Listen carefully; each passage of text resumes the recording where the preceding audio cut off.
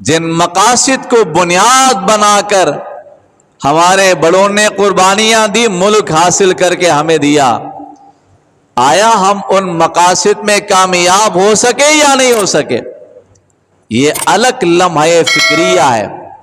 کیا واقعتاً ہم آزاد ہو گئے؟ یاد رکھیے، اللہ نے ہمیں عظیم ملک پاکستان عطا فرمایا ہے۔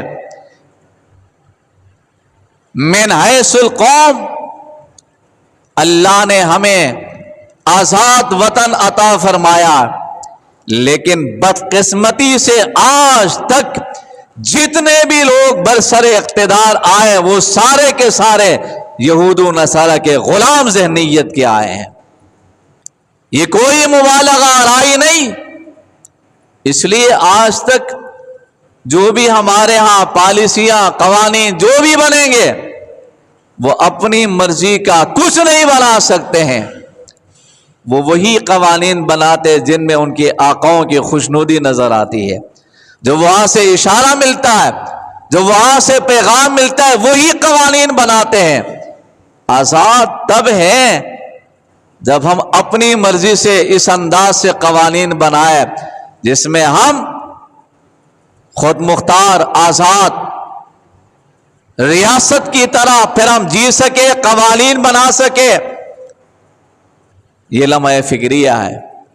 آنے والے وہ آئے جو لٹیرے نکل آئے، وہ آئے بعض جنہوں نے ملک کو بانی پاکستان اور ان کے رفقا نے، علامہ ظفر احمد عثمانی، شبیر احمد عثمانی، جتنے لوگوں نے اس زمانے میں قربانیاں دی، ساتھ جو پاکستان بنا کر دیا تھا، بعد میں ایسے بھی آئے جنہوں نے اسی پاکستان کو دو کر دیا ہے، پاکستان کو دو کر دیا ہے۔ یہ ناقدری کا نتیجہ ہے کہ ہم ناشکری پہ اتر آئے۔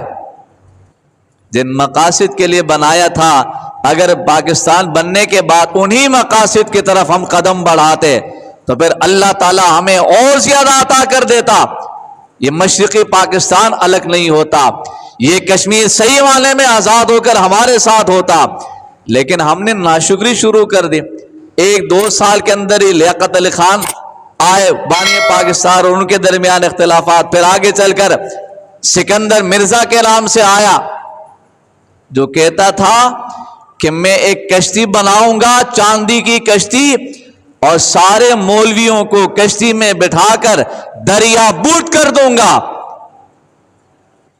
جن مولویوں نے بانی جناح کے ساتھ مل کر پاکستان بنایا اور پاکستان کی تحریک میں تقاریر کے ذریعے سے انہوں نے روح پھونکی اور کردار ادا کیا، پورے ملک میں ہر جگہ ہر علاقے میں جا کر انہوں نے تقریریں کی، تو سکندر مرزا نے کہا ہم ان کو کشتی میں ڈال کے دریا بوٹ کر دیں گے۔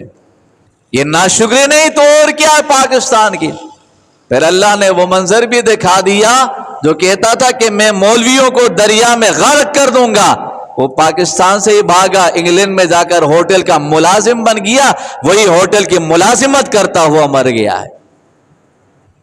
یہ المیہ ہے کہ پہلا خارجہ اسلامی مملکت اور ریاست کا جو اسلام کے نام پر مدینہ طیبہ کے نام پہ وجود میں آیا، پہلا وزیر خارجہ بنا تو ظفر اللہ کے نام سے ایک قادیانی بنا ہے۔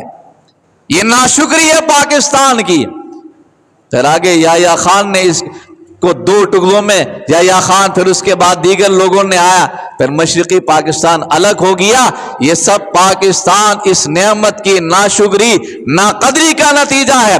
لئن شکرتم لازیدنکم، اللہ نے فرمایا تم شکر کرو گے میں اضافہ کر دوں گا، اور ناشکری کرو گے اللہ فرماتے میں چھین لوں گا۔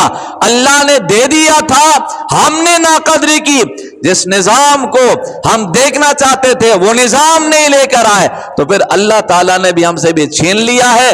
اور یہ جو آج مسائلستان بنا ہوا ہے، مالی طور پر معاشی طور پر لوگ پریشان ہیں، کئی پر خودکشی کرتے لوگ نظر آتے ہیں، کئی ڈاکوؤں کے رحم و کرم پر ہے، یہ سارے مسائل اس لیے کہ ہم نے قدر نہیں کی، ناشکری کرنا شروع کر دیا۔ تو اس لیے ضرورت اس بات کی ہے کہ ہم اپنے ملک کی قدر کریں. اللہ نے ہمیں آزاد وطن عطا فرمایا, ہم اس نعمت کی قدر کریں. اور نعمت کی قدر جب ہوگی جب ہم قیام پاکستان کے موقع پر جنہوں نے قربانیاں دی ان کی قربانی کو پڑھیں گے اور غور کریں گے. ہزاروں مسجدیں شہید ہو گئی, مدارس اسلامی کتابیں, اور لاکھوں لوگوں نے کی قربانیاں دی, تو یہ ملک ہمیں ملا ہے. اور شکر بجا لانے کا سب سے اہم یہ ہے کہ ہم جن مقاصد کے لیے پاکستان وجود میں آیا ان مقاصد کو عملی طور پر ہم نافذ کریں. ان مقاصد میں ہم کامیاب ہوئے تو سمجھ لے کہ ہم نے شکر ادا کیا ہے.